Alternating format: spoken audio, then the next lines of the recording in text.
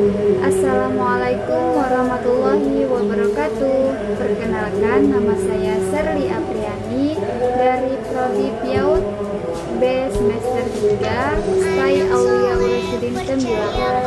Dalam video ini saya membahas tentang manajemen pembelajaran PAUD.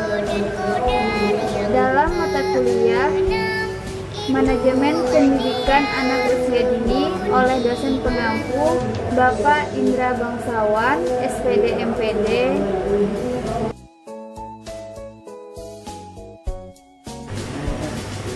Manajemen pembelajaran merupakan suatu pengaturan proses belajar mengajar agar terciptanya proses belajar mengajar yang efisien dan efektif. Manajemen pembelajaran PAUD berarti sebelum kita belajar, artinya di dalam sebuah lembaga harus menyusun program tahunan yang berisi kegiatan-kegiatan dari awal tahun ajaran sampai akhir. Selanjutnya, dengan penyusunan program semester, rencana kegiatan mingguan dan harian. Adapun materi yang saya bahas ada 6 pembahasan. Baik, langsung saja. Dalam Undang-Undang Nomor 20 Tahun 2003 menyebutkan bahwa PAUD adalah suatu upaya pembinaan yang ditunjukkan kepada anak sejak lahir sampai usia 6 tahun, yang dilakukan melalui pemberian rangsangan pendidikan untuk membantu pertumbuhan dan perkembangan jasmani dan rohani agar anak memiliki kesiapan dalam memiliki pendidikan lebih lanjut. PAUD yang sebenarnya adalah lembaga pendidikan untuk mengembangkan karakter dan kepribadian anak. Baik, yang pembahasan yang pertama yaitu manajemen pembelajaran PAUD.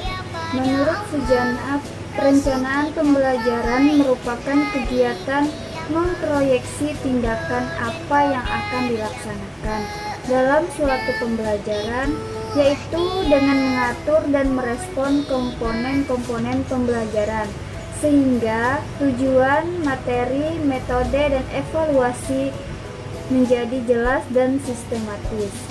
Adapun pelaksanaan pembelajaran terdiri dari beberapa tahap. Yang pertama, pra-instruksional, yakni tahap yang ditempuh pada saat memulai suatu proses belajar mengajar.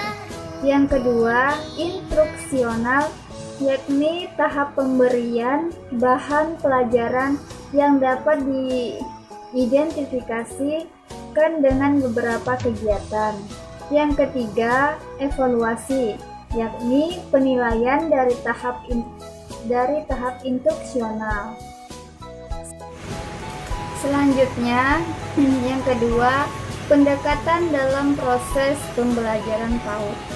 Ada beberapa pendekatan dalam proses pembelajaran PAUD, di antaranya 1. Berorientasi pada kebutuhan anak. 2. Berorientasi pada perkembangan anak.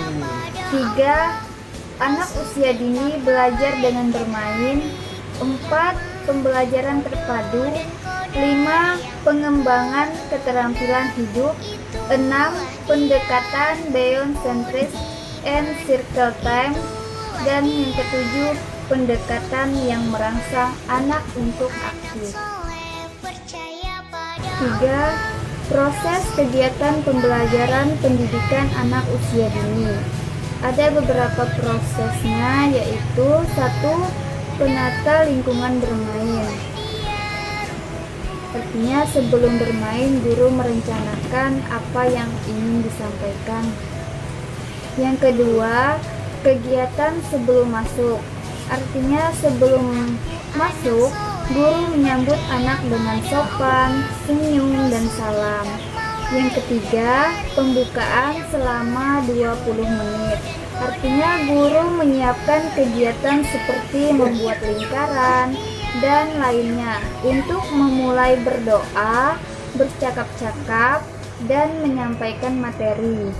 Yang keempat, transisi selama 10 menit. Selesai pembukaan, anak diberi waktu untuk melakukan pendinginan dengan cara bernyanyi atau membuat permainan tebak-tebakan. Yang kelima, kegiatan inti selama 90 menit.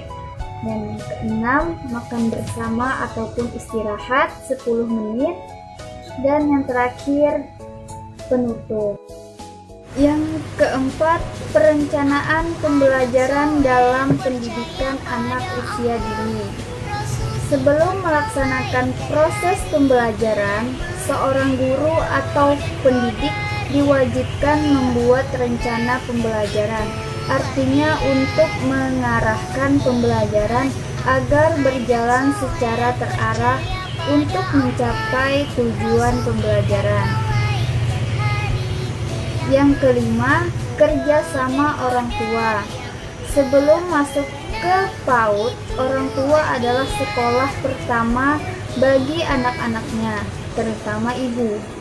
Peran orang tua adalah sebagai pemelihara kesehatan, peletak kepribadian baik, pembimbing, penyedia fasilitas, pencipta motivasi, pemberi rasa aman dan nyaman terhadap perkembangan anak. Peran orang tua itu sangat penting bagi anak, apalagi melihat perkembangan dan pertumbuhan sang anak. Jadi, antara guru dan orang tua itu saling bekerja sama mengembangkan potensi anak dalam proses pembelajaran. Yang keenam, mengajar pendekatan multiple intelijensi yang disukai otak. Mengajar yang disukai otak itu dimulai dari mengenali tipe-tipe kecepatan belajar dengan baik, di antaranya fast learner, normal learner, slow learner, dan very slow learner. Setelah itu, guru perlu membangun rasa percaya diri dan memotivasi siswa. Guru juga perlu mengajar dengan hati sabar, humoris, dan sesuai dengan kecerdasan majemuk dan gaya belajar siswa. Strategi mengajar multiple intelijensi adalah dengan pembelajaran aktif. Belajar yang bermakna terjadi bila siswa berperan secara aktif dalam proses belajar. Mungkin itu saja pembahasan dari saya. Semoga bisa dapat dipahami. Sekian, terima kasih. Assalamualaikum warahmatullahi wabarakatuh.